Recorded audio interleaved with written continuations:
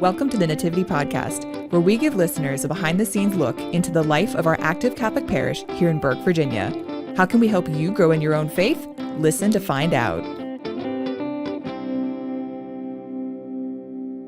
Hello, everybody, and welcome to the Nativity Podcast. I am Father Ed Bresnahan, parochial vicar at Nativity Parish in Burke, Virginia. With me, as always, is my wonderful co-host, your social media coordinator, Mary Castellano. Oh, man, we are broadcasting to you today on season two of an amazing podcast. We've been talking to some amazing people. We have a great show for you today. Very excited because, again, not so timely in the sense of we try to make sure that anyone listening to our podcast can listen at any time of the year. But today, our specific focus is really about a season. It's about a season. I mean, it really can fit all seasons because care for creation is not something that just happens in the spring, but we tend to focus on it a little bit in spring. We start cleaning things up. We start planting. We start kind of sorting through all of our things. And so in a beautiful way today, we are very, very blessed to welcome from Creation Care Ministries, one of our amazing ministries here in the parish. From Creation Care Ministries, we're going to welcome Kim and George Young. Thank you. Thank you so much for having us. Oh, we are so glad to have you guys. And spring has sprung, so I'm sure you guys are incredibly busy setting up a ton of things at home and probably also here. Mary, I don't know if you're a gardener. I'm really a terrible gardener. Most of my outfits, I wear black, so the idea of having a green thumb is unusual. But I do think that one of the things that I've always loved about the outdoors and about gardening and stewarding creation is how connected it is for me to growing up. Mm-hmm. So I want to ask and just throw out the question kicking us off today. What's the one plant or the one thing that you garden that just brings so much joy and emotion or whatever? What's your favorite thing to garden? For me, Father, it's, I don't actually have a green thumb. I think the last time I planted something was maybe in kindergarten, but no, the plant that I've really appreciated this spring season is our tulips. So there's this main strip of road in my home, in my hometown in Montgomery Village, Maryland. And I don't know if this was something new they just started doing this year, but they planted a bunch of tulips kind of at the end of this median, this kind of green space. And it's beautiful. It looks like a stock image from a Hallmark card. I love it. It just brings me so much joy. It looks so good. So yeah, I'm really into tulips right now. All right. They are beautiful. They really are. They're a stunning, and kind of one of the first ones to bloom in the spring, right? Definitely, yeah. Right. I think so. They follow the daffodils, right? You get the daffodils first, and then you get the bluebell, or the tulips, right, with a wide range of colors. Well, Kim, George, what about you guys? I'm really into native plants, and these are plants that, have been here forever, and they survive well in our, in our native forests. And the fun thing about golden ragwort is it's one of the first wildflowers to bloom. And as a result, it provides wonderful pollen for all the early, bees that are coming awake in the spring. And we're also really into native plant Mary gardens now. And I just love the fact that golden ragwort has the Mary garden reference of Mary's candlesticks. So that really creates a fun image for me in my mind. Yeah. That's incredible. Do they have just long, I guess what do the flowers just look long? And yeah, so it's a beautiful ground cover, and it's evergreen, so you'll see it year round. But then in March, that sends up these really tall stalks with beautiful gold flowers on the top, and it does look like a little flame on the top. So it's just a perfect, these Marian garden references are just so neat because you could just picture in your mind someone thinking this through and what does this remind me of that has to do with Mary? Yeah, that's incredible. And George, what about you? For me, I like the spring wildflowers, and one of my favorites is the bluebells, which have been blooming locally. We have a few in our yard, and when they establish, they're just beautiful fields of bluebells. Nice. I can't resist saying they have a Mary garden reference as well, and it's Mary's thimbles because they look like little thimbles. Oh, that's incredible. I see that.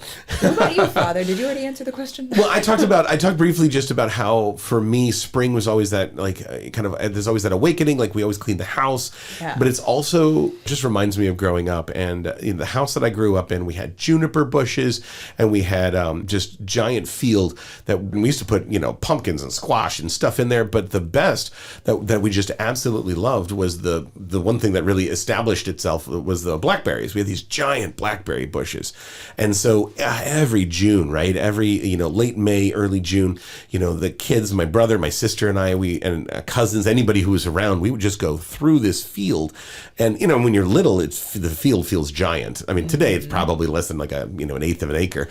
but you go back and it just doesn't seem like it's the same size as you remember. But when you're little, I mean, these bushes are towering over you. There's blackberries everywhere. You have to be just careful about getting through the thorns and stuff like that. So, I mean, whatever we didn't eat, I mean, we would just stuff ourselves with blackberries. But if we would also have buckets where we would try to save them. And mom, to her credit, was so good about sort of discovering how to can them, turn them into jellies, and things like that. Pretty much for most of the fall, we'd have blackberry jam for our, for our peanut butter and jelly, and it was just homemade, grown right in the backyard. Wow, my mouth is watering. That's right. I know, right? Man. Well, people make fun of me a little bit here because I do have a bit of a sweet tooth. Outside of the bacon, everybody knows Father Bresnahan loves bacon, but a little bit of the sweet tooth. So, just the idea of oh man, homemade blackberry, it was fantastic. So you can still pick those, Father, in some of the medians around the Beltway. There are blackberry patches. In the old days, I would go and park and we'd harvest blackberries out of around 495. That's incredible. Wow. Yeah. Kind of bizarre, but they're there. We always thought it was just fascinating that, they just grew just anywhere. They were on the sides of roads and stuff like that. And they're usually in those places that didn't get a lot of maybe state maintenance. It wasn't really private property, but it wasn't really, state trimmed and mowed. That's incredible. They're out there. Right. They're out there. I feel like it's a good food source for a lot of animals. I think deer, I think. Definitely. We used to have a lot of deer in our yard that really loved the blackberry bushes. They like some of our other stuff, so we didn't really get very much of that. The deer would get them first. That's right. But we've been talking a little bit about this, but I'd really like to dive into what it is that you guys do in our wonderful parish and what kind of brought this to you. So how did you guys get connected to Nativity, and what's the Creation Care story? Yeah, so Creation Care Ministry has been around at Nativity since 2017, and this was after the publication of Pope Francis's encyclical, Laudato Si, on Care for Our Common Home. And so we're just one of a lot of service, and outreach ministries in the parish. What's cool about Creation Care right now is that it's not only at many parishes in the diocese, but there's also a diocesan level Care for Creation network, which we are a part of. And so it really gives that camaraderie and the ability to share ideas, within the diocese. Interestingly, that network falls under the Peace and Justice Commission, which of course is Father Bob's thing. So we have that little bonus going. You have home team advantage. That's right, we do. That's right. Home field, yeah. That's right. But it's really about, bringing the mission of environmental stewardship and the meaning of Laudato Si here to the parish, but also to encourage people to have these same practices at home, at work and their public areas and that sort of thing. And we have about 12 active members, but we have a lot of people who, read our bulletin announcements. We send out a lot of emails with information. And we are also trying very much to collaborate with other ministries. We all know how busy everybody is. And so we find that although we may not have, 20, 30, 40 people attending our meetings, we do reach out to other ministries and see how we can collaborate on different projects. We've been doing much more of that lately. So we'll get volunteers for special projects, whether it's a planting, whether it's fall festival, whether it's the fair trade sale. So any of our different projects, people participate as it fits them in their interest and what they want to do with their time. So we have some very specialized volunteer through that aspect. One of the things that's interesting, I think, about creation care and environmental stewardship is it's such a broad field. People are interested in climate change, or they're interested in native gardening, or they're interested in fair trade. I mean, there's just so many different areas you can get involved in. And people, as a result, come from many different interests, to join with us. Mm-hmm. How long has Creation Care been present at Nativity? We actually had a ministry maybe 10 years ago, but it faltered after a little bit of time. We just had trouble getting traction. But I'll tell you, when Laudato Si came out in 2015, that was really, it was brilliant on the Pope's part, but that really is what brought us to a much stronger place. And so 2017 is really sort of what we consider our kicking off point. So now you said you work and collaborate with other groups. Are there any groups in specific that you have worked with maybe regularly, or like, I guess maybe just who are some of these kinds of people and what kinds of projects would be like that kind of a thing? Yeah, there's several, and it really is just sort of the tip of where we want to go, because our vision is more collaborative, right? That Sure, yeah. To help other ministries incorporate some of the concepts and actions and strategies. So, but the school, we've worked closely with the school on doing a couple different projects. Women of Nativity have helped with the medicine bottle project. They're very active in that. We've been sponsoring quite a few Eagle Scout projects, so you'll notice some of the different projects. One example is the beautiful Schurer Garden, the memorial garden. Yes. We worked with that young man to make sure that the plantings were native there. And that came out really, It did. really It's well. very- It's a very pretty. peaceful. That's a very peaceful garden over there. We've been working with the school and on the vegetable gardens, the Fiacre, St. Fiacre gardens, to be able to provide tasting opportunities for the students, and also created compost bins down there so that they could begin to understand that recycling process with compost. Right. And even working with the Eagle Scouts on the back of the school, the seating area and some of the planting back there. So Yeah. there's been The, several. the Knights of Columbus see us coming. We work on the Parish Festival with the waste management. Actually, they've been super cooperative, but it has been funny, making sure that at the beer garden or the wine tasting that all of the bottles get taken to the purple bins, at the Right, police right. station. And they are good. I And mean, all the they've really been plastic, yeah. very responsive and very Yeah. collaborative. So it's really been, It has it's really been cool great. because it's been such a vehicle to connect with our community. Yeah. We cross over all these different ministries that otherwise we might not have time to participate with or to join. And it's really, that has been an amazing blessing for me. I've loved that. You guys mentioned kind of a vision. So this is kind of the tip of your vision. If you had like an ideal, a dream vision, what would that be here at Nativity? Well, I think one of the things is realizing that in Laudato Si, again, the encyclical, Pope Francis was reaching out, not in the normal way with an encyclical where he's reaching out to the bishops or to the lay faithful, but he even said in the introduction, that this has to be a dialogue with all people about care for our common home. So I think through both education and collaboration and these different projects, we would really want everyone in the parish and really in the community, even beyond Nativity, to experience what Pope Francis is looking for, which is an ecological conversion. That people do this as it's just their first thought on any action that they take.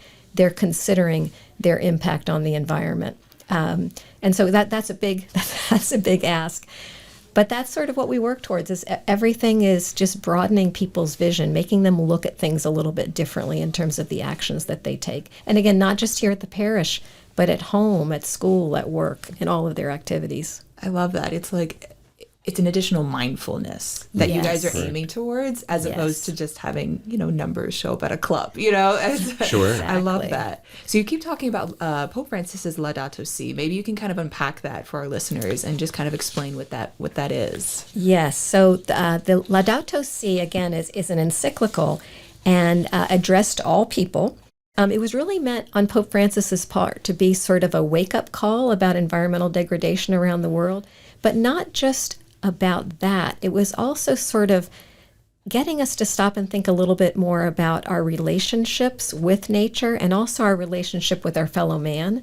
We know that the poor are disproportionately affected by environmental degradation, and of course, that's so important. And that's why we have, on our little button that we showed you, it's caring for creation and caring for the poor, because of that, they are so disproportionately affected. So the Pope really wants us to look at all of these relationships, our relationship to nature, our relationship to our fellow man. And when we're not taking care of the environment, we're not taking care of our fellow man, because we all need a healthy planet, moving forward.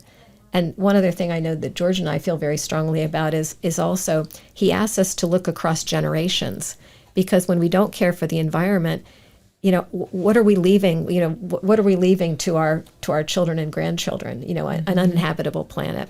And so he really asks us to not only experience this ecological conversion and change our habits, but also to pray for others to do the same and work to help them to see it. It's not everybody's background to really understand how these systems work, and that's what the education is very important to Pope Francis as well.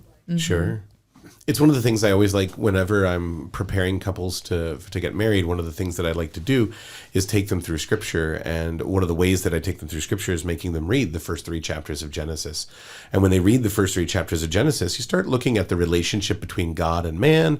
You start looking at the relationship between man and woman. And you start looking at the relationship between man and woman and the creation in the garden. And not just a garden in the sense of, okay, well, they have one little plot of land they have to take care of, but they are called and placed in the garden. And it specifically says, right? It specifically says that man was placed in the garden to cultivate and steward it, right? To cultivate and care for it. Yeah. So man was given the privilege of being, right, a steward of creation from the very beginning. And when we look at the snake, right, tempting Adam and Eve, instead of cultivating and caring for the garden, instead of exercising some authority over the snake, instead of caring for each other, instead they're eating the apple, they're giving the apple to each other, they're tearing up creation to hide themselves from each other.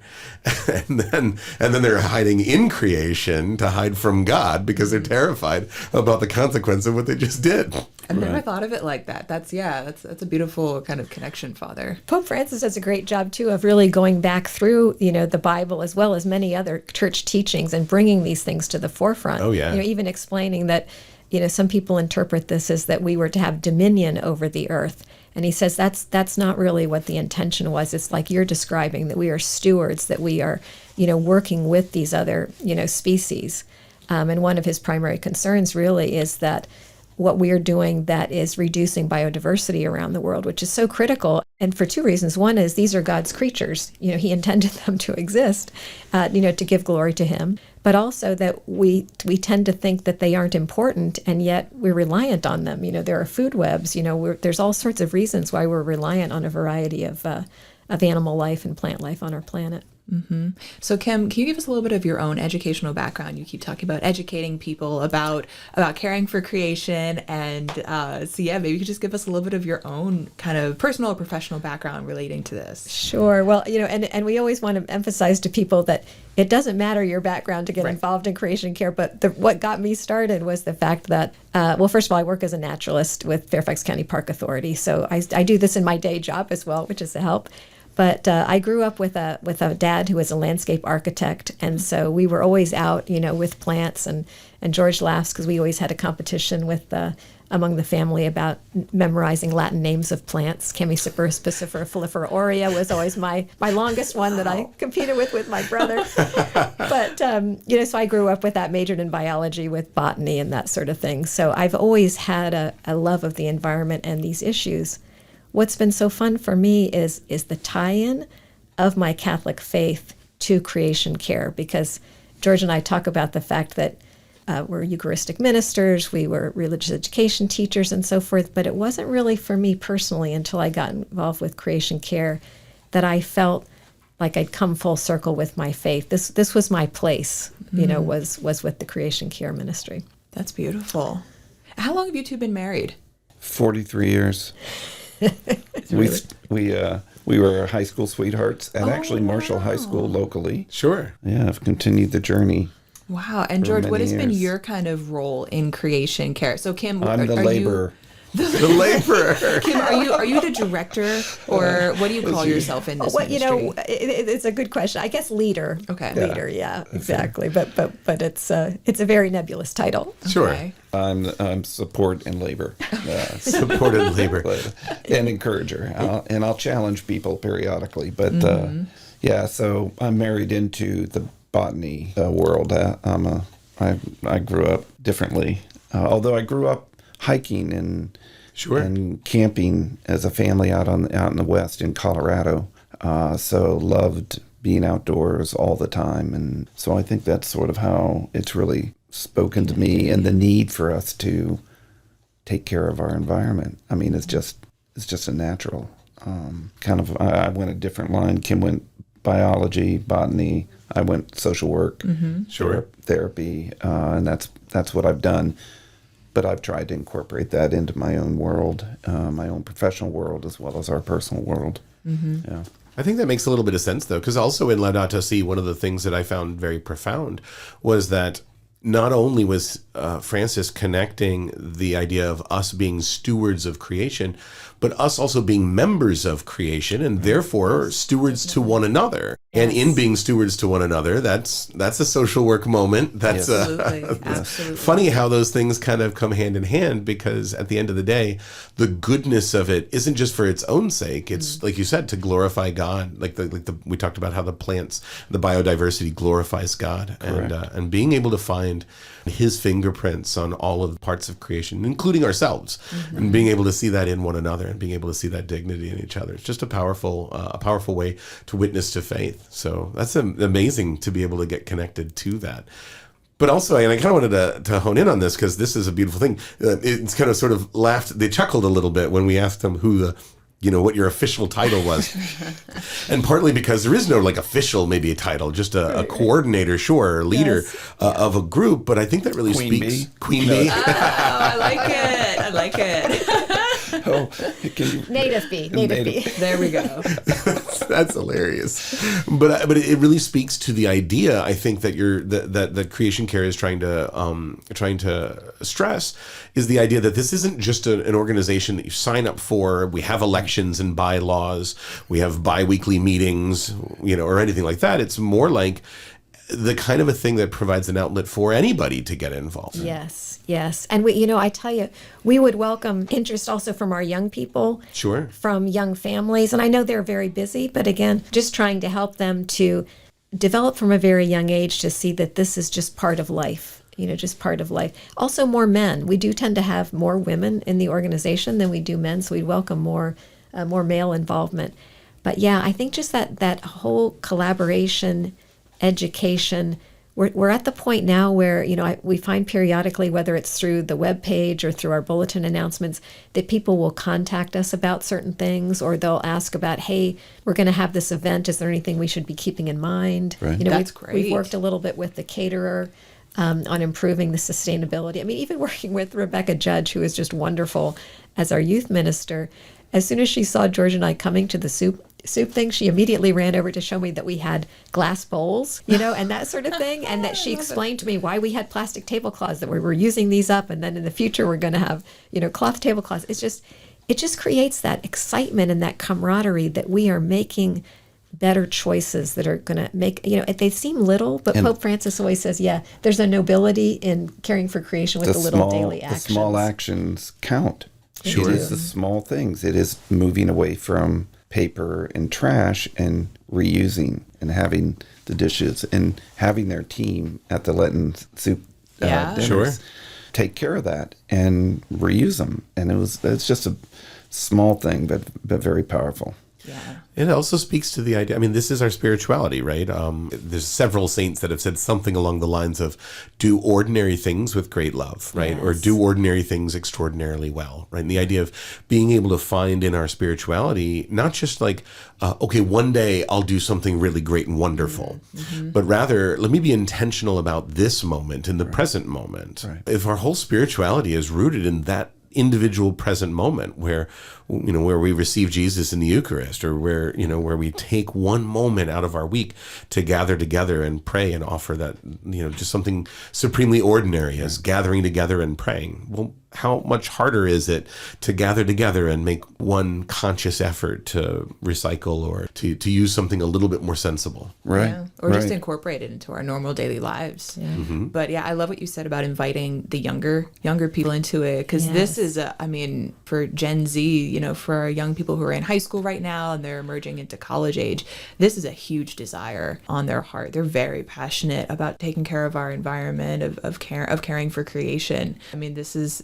very timely. What's wonderful is that, excuse me, just one quick thing. One thing that's so wonderful about Gen Z is they don't see this as a political issue either, which is so very important, and they're willing to really advocate. We talk about the small actions, but we also do need the big actions in terms of advocacy with our local, our state, our national, and our really international governments in terms of action on climate change and things like that. Excuse me. Yeah, no, I was just going to comment and tie in with the work camp. So we're moving in with to work with the high school students that are going to work camp this summer, and we're collaborating with a work day here on campus later this month.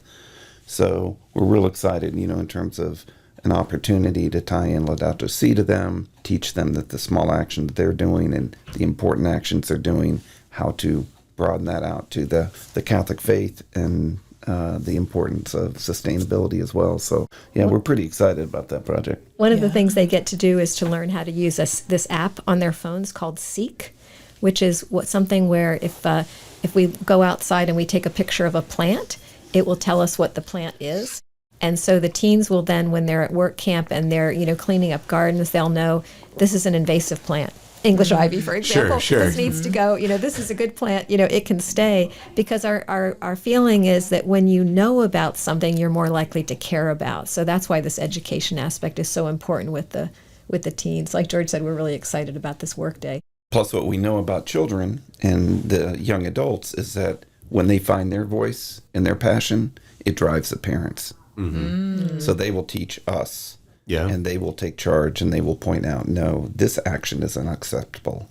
And so that's where the beauty is. We get pretty excited with the school programming, because once they get it, it goes further. So we really enjoyed the moments and the continued efforts and collaboration. Yeah, it's been good. So what are we doing here on campus? You mentioned kind of an in-house day or some projects just briefly around the campus. So maybe you can go into some of the projects that we're doing right here at Nativity to kind of care for creation. Yeah, so one of the big things, and of course I have to say this comes from my personal big thing of being into the native plants and the wildlife habitat gardening, is we're developing St. Kateri habitats. And these are areas which focus on native plants and focus on plants that will benefit our local, pollinators and that sort of thing. So you've probably seen the one in the front garden, which now the daffodils and the hyacinths are not native. That's okay. They provide that beautiful spring color, and they've been there forever. So we leave those, but we add in, many other plants. There's a plant there called Golden Alexander that's blooming beautifully right now. And we're expanding that around the back to some of the little parking lot islands. And again, it's an opportunity. If we're out there working, parishioners will stop and say, what is that? Why are you doing that? And, this looks different than what I'm used to. So it's an opportunity to share there. The Fair Trade Festival in the fall Fair Trade Sale is a big one for us. The Care for Creation, caring for the poor, is tied in real well with the Fair Trade Sale. So what is the Fair Trade Sale? I remember visiting it, and it was very nice to be able to see, but I wasn't 100% sure exactly what it was. And I feel like for maybe our listeners, it'd be a good thing. So Fair Trade is artisans from around the world that have products, and they are paid a fair living wage to send their products to the United States. And then our goal here is to really highlight that as a option for our community and for other people to purchase items different from just at Safeway or Giant or Wegmans, wherever you get your normal kinds of things, and provide an alternative and to educate them about some of the people around the world and what they're doing. A really good example, I think, is the Haitian Metal Art, which is really popular with Nativity parishioners because of our tie to Haiti. So these are, art pieces that are made out of old oil barrels, which otherwise would just be thrown in the dump. And instead, they're preserved for these artisans to be able to, to make these beautiful pieces, which sell for a very good price. And again, as George said, it provides a living wage for them, but also is providing a benefit to the environment of reusing something that would otherwise be trash. One of the things that's very important with these artisans is the environmental responsibility aspects of it. So it's just a fair trade is a very cool way to tie in, many of Catholic social teachings, the dignity of work, care for creation, social responsibility. The reusable aspect, even if you don't buy anything, if you come into the sale just to look at where, what the products are made from, and where they come from, and how the artisans have put these things together. There's such a wonderful opportunity there. even if there's no need to purchase anything. But that's been a way to help sustain us financially. The organization helps and gives us a small percentage of the sales. So it goes to our ministry for the work we do here on campus and in the community. So that's been good. Do we still sell the chocolate bars year-round in our gift shop? Yes, in the gift shop, exactly. Yeah. Exactly. Yep. Yeah. And I think she may have a couple other things Couple in of other there items too. as Yeah, well. Do we as sell well that are coffee? fair trade. I think so. Yeah, I they've think got they do coffee and some of those things, and yeah. Yeah. That's local. kind But that's part of the gift shop, which is different from us, but it's fair trade. And So it all fits into the it mission. does. It Yeah, fits into the mission. definitely. Yeah, Absolutely. what's been kind of fun too is different ministry members or even people outside the ministry will come up with these ideas. And someone found that there's a need for medicine bottles overseas because often medicine is distributed, wrapped up in a leaf or a piece of, scrap of some sort. And so Sue Bomar, one of our ministry members, found that you could join up with Matthew's Ministries and send clean medicine bottles overseas. And so we use as it as a recycling effort. You've probably seen the bin in the church Yes. office. Yes. People can drop off their super clean medicine bottles with no labels on them. And those are sent overseas. And so that's the project that someone within the ministry came up with. That's so clever. It goes back to the kind of concept of you're looking for just simple intentional ways of making choices that impact not just you, but impact a little bit further down the line. So many people just throw a medicine bottle away. And there's, especially for folks as they get older, they just get more medicine bottles. Yes. And just for us, it's just, okay, I show up at CVS, get the medicine bottle, and then throw the medicine bottle away.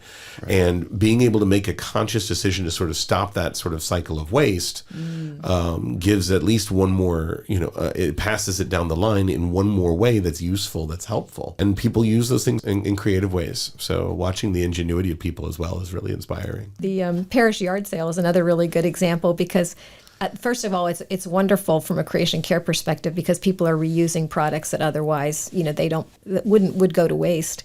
And then some of the ministry members work at the end to try to make sure that the leftovers are distributed appropriately. So maybe vases go to a local florist. George Gedek, who's, of course, very active with the yard sale, was the first recipient of our annual Laudato Si Champion Award for the work that he does in the parish yard sale. So this was, from our perspective, he's doing a great thing, and we were able to sort of highlight that by recognizing him in that way. So people say, wow, this isn't just, the yard sale where you go and get cheap stuff.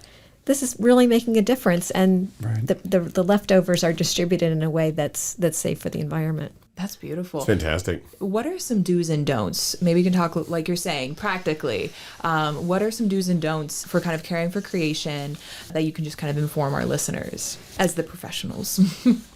I think one of the things is, not to be discouraged because, we've attempted to make some efforts here in the parish with some of the recycling. And recycling is a tough subject right now because, the markets are down for recycling and we've had some issues with our waste management here at Nativity. So it's important to, again, look at every little daily action that you can take, moving forward. I think also just spending time in creation, appreciating it. It comes back to that idea that if you don't understand it, you can't appreciate it and you won't want to care for it.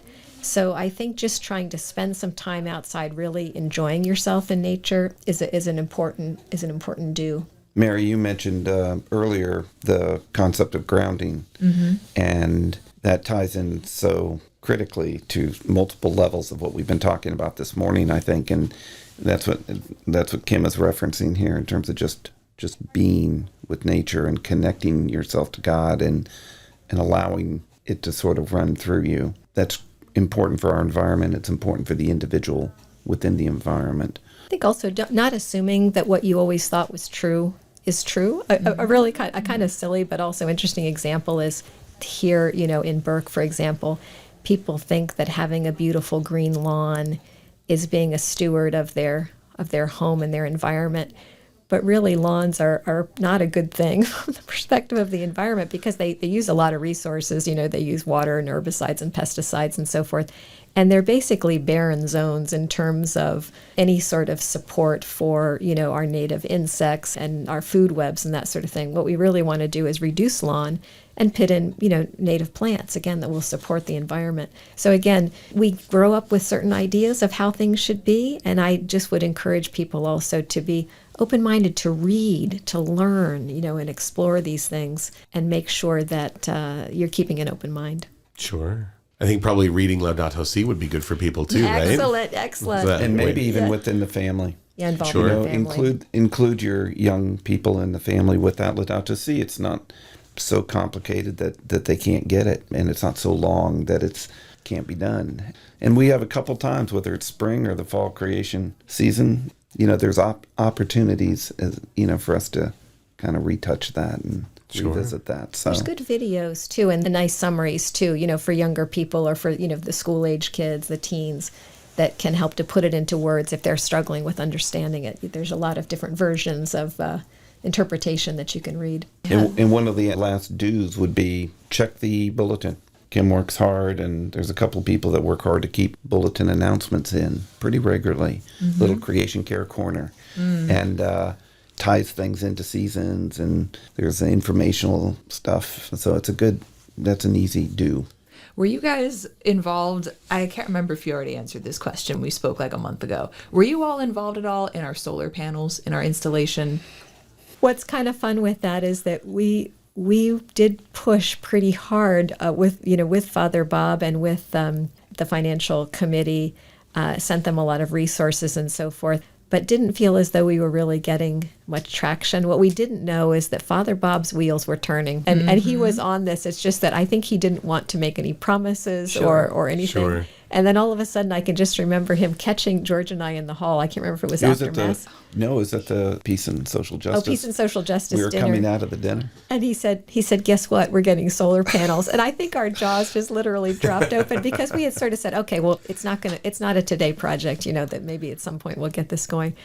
But he was on it. It's such a beautiful project, and so powerful visually, obviously financially, obviously for the environment. I mean, it just has multiple. He was very happy. That's why I bring it up, because that's something he's really proud of. The fact that we here at Nativity Catholic Church in Burke have solar panels. It was the third parish. I think something Second or third very parish high up in the diocese. Sure. Yeah, it really is an accomplishment. And the financial implications are important as well. It will make a difference for the church financially over time. But more important than that is it's what it's saying about how that we care for creation, and we're saving energy, and that's critical. And even just the process of getting that to happen, the planting of the seeds, the conversations, I think that's a good example of what it really looks like, and to kind of fight past the discouragement at first. But then it's like, okay, that actually is making a difference. Those little seeds, planting of the seeds. And making sure Now that's clever. Well, because it goes back to the whole concept of the tulips. So tulips are beautiful. We plant them in the fall, and they come up in the spring, and they're like boom, and they're beautiful. The native plants, we need a little bit more patience. We plant the seed, or we plant the small plant, and it may take a couple of years. They grow roots first. They grow roots first, and that's what sustains them. And then you have a beautiful garden, but it does take more time. So we've got to be patient. We have to be, grounded in the belief that this will come. Good things will come. It's a beautiful analogy for discipleship, wouldn't you say, Father? I would say, and I think it kind of ties in nicely. I mean, I think it's beautiful. Our church goes through seasons as well, right? Obviously, there's seasons that surround our particular holidays with Advent and Lent, and then celebrating Christmas and Easter, and really kind of focusing on certain events in the life of the church. But one of the times in the church that just gets left beside, but like we have 35 weeks, 35 out of 52 weeks in the year are just called ordinary time. But it's just called ordinary time, but there's nothing ordinary about it. It's just that this isn't Lent or Easter, right? And in the ordinary time, the church focuses on being a church at prayer and a church at study, right? And learning about our faith and putting into practice our faith. Kind of like you said, it takes a little bit more patience to get from, Lent to Christmas to Easter, and all the different, around the cycle. And it can feel, it's like, today is the 32nd Sunday in ordinary time. Oh man, here we go. But it's worth it because it's a season of growth in the church. And we mark it by wearing the the color green, right? So Perfect. it's almost like life imitate. What do they say? Grace builds on nature. Right. I love that concept of grace building on nature. Everything in our church centers on things that we can see and taste and touch. That's why we wash people with water and baptism is a thing, right? That's why we nourish people with bread and wine and anoint them with oil. Physical things that remind us that God is doing something under the surface. They're not just symbols. They actually do something. So in the real world, like, we find real grace in caring for creation and real opportunity, putting our hands to something, saying, I'm doing this for the glory of God and the betterment of the world. So just a blessing. So actually, in kind of tying all that in together, if somebody wants to get involved in creation care, what would be your suggestions, and maybe how do people get connected to you? Yes, well, I do want to mention one thing that's coming up that's very exciting, and that is it got postponed for March. The Peace and Justice Dinner that was to have a focus on creation care that was scheduled in March. We had that freak snow event, and it got postponed until September. There's a wonderful guest speaker, Dan Misla, who's the founder of the Catholic Climate Covenant. And so I think it's been rescheduled, for September here at Nativity. We're so blessed to have that here. So I would encourage people to sign up for that when it comes along, because this is the launching of the Laudato Si Action platform for the diocese, which is going to be a really big thing over the next 7 years, where the diocese is really studying, learning, praying about Laudato Si, and coming up with a pretty significant plan for the difference that we're going to make. So that's a great kicking off point. In the meanwhile, we welcome anyone to reach out to us. We have an email address, nativitycreationcare@gmail.com. It's also on the parish webpage. It's also in the bulletin pretty frequently, because, again, we welcome not only people who want to be a part of the ministry and do activities with us on a regular basis, but also people from other ministries who would like us to collaborate with them on projects or need some assistance with some sort of a project from a sustainability point of view. You're just encouraging people to remember that, again, this is not just something nice to do. This is part of Catholic social teaching, and it is an obligation of our Catholic faith to take these actions and to take Laudato Si into consideration on a daily basis. And it needs to happen now. We've got to take action now, every day. Yeah, this isn't like one part. It's not like you pick one thing in the church. It's all included in our prayer and in our life, right? The way that we live, the way that we practice, the way that we worship. There's no compartmentalizing in our faith, right? Yeah. It's all inclusive. When the homilies get noted, when the creation care gets included in the homilies, it's like, it's just sings. Right. So they all go hand in hand, yeah. It sort of ties in, and it's just, those are beautiful things, and it's a little thing, and yet it's 3 words, it's 6 words, and it really helps, really reinforces what you were just saying. You got it.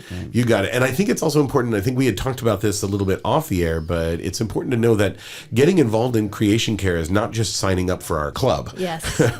Right. It's not just that. Although I imagine that if you didn't know where to start, talking to creation care would be the thing to do. Sure. To learn about gardening from a real naturalist. This would be a good thing. But it's also the kind of thing that everybody could do at home. Yes. Right. So the idea, I would imagine, is that you guys could say that, well, we have 12 people who are part of the actual creation care ministry, but the reality is that the whole parish is connected. That we're all in on it, whether there's something that we can do. Yes. Mm-hmm. So I always appreciate that, and I also want to add, because I think you had said that all are welcome, and I've always heard that when we say all are welcome, nobody shows up. So I want to change that just a little bit to say, you, dear listener, you are invited, you are welcome to join creation care and be part of this amazing ministry. Or if you're listening, if you don't live in Burke, if you're listening and you're from another parish, this is something that you can absolutely start this kind of ministry at your own home parish. Whether you're Christian, whether you're Catholic, whether you're not practicing, this is something that, like Kim and George were saying, you can absolutely start doing right now at home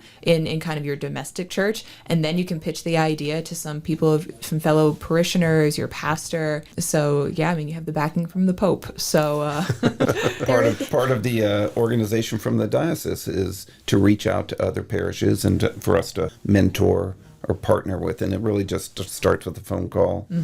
Hey, what is this? Tell us how this works. And we've had a lot of that, and actually through our organizations, our little efforts here on campus, people, come up and ask, what is this? And talk to us about creation care. And that really helps, I think, as well. There is an ecumenical organization, too, Faith Alliance for Climate Solutions, that we're a member of. They are extremely active in this area, and of course, particularly with climate issues, but also just with environmental issues in general. And so, again, you mentioned, this is not a Catholic issue. This is not a Christian issue. This is a worldwide issue. And so, they welcome also involvement from a wide variety of individuals. That's beautiful. This has all been beautiful. This has been so good, but I got to ask one question because we always ask everybody this question just because, like we talk about our world outside the church, but also inside the church. So inside the church, what is your pew? What's the place where you guys sit? Where do Kim and George sit in the church? We are planted. No. Wow. Well, one thing I have to say, it's funny that very often people have, they always attend 5 p.m. Mass or they always attend 11 a.m. Mass. George and I, between our grandchildren, our work, and our outdoor ministries, we are here at a different time every weekend. And we almost always, though, sit in the back on the right. We like to be able to watch the choir. We were a little hesitant during COVID. We kind of like our fresh space, and so we sit sort of the back where the air seems fresh and we're not too crowded. But we are there. You'll just never know when you're going to find us there, though. And a lot of times we'll have on blue jeans and dirty shoes, so that's the other reason we stay in the back. It's very relatable. We've been already in the Kateri garden that morning. That's funny. We love it. Well, we have been just absolutely blessed to have you here with us. Just a fantastic conversation, hopefully eye-opening for folks listening in, and hopefully encouraging for them to know that no matter where they are, no matter what their level of ability is, whether they are, a botanist and a naturalist, or whether they're just, what was it, labor and parts of labor? Nothing wrong with being a laborer. I'll tell you that. Nothing wrong with that. That all of us have an opportunity, and not just an opportunity, but an obligation to get involved in caring and stewarding creation from the ground up. No pun intended. You're so good. The puns. We've been ready for this episode. We've been building this. We've been building this for some time. Well, thank you so much. It has been a great pleasure to share with you and the community, because again, it's such an important area that we need to be concerned on. For both our planet and the poor. And so, thank you for this opportunity. Amen. Do you have any shout outs? I do, actually. What is the name of the award again? The Laudato Si Champion Award. Was last year's recipient Melissa Sinclair. It certainly was. Yeah, Yes. so I know she's really active. Yes. So Melissa is our tech specialist. She's also a math teacher, I think, over at the school. She does a lot. She's personally helped me so much with live streaming and technology during 2020 and 2021. So so I just want to give a shout out to Melissa Sinclair, a beloved teacher, and just over at the school for her work, not only just being a teacher, because that's amazing, but also in caring for the environment. Right. So very active. Very appropriate. Yeah, Amen. She's terrific. And I will shout out our Boy Scout troops, because I know that the Boy Scout troops work hand in hand with you guys a lot, like you said, with Eagle projects and everything like that. And I think it jives perfectly, because you had mentioned that we're always trying to get men involved in creation care, and sometimes we lose sight of that. But I think the Boy Scouts really do an important job in our community in helping young men to learn a little bit about how to care for the place where they go camping and hiking, and how to be a little bit more conscientious about that. So we have a number of Boy Scouts and Girl Scout troops at our parish, and I know they work hand in hand with you guys. So what a great blessing to have them in our parish. So well, look, with that, our day has come to a close, and we are so grateful for you, dear listeners, and we're signing off. God bless you. Have a great day.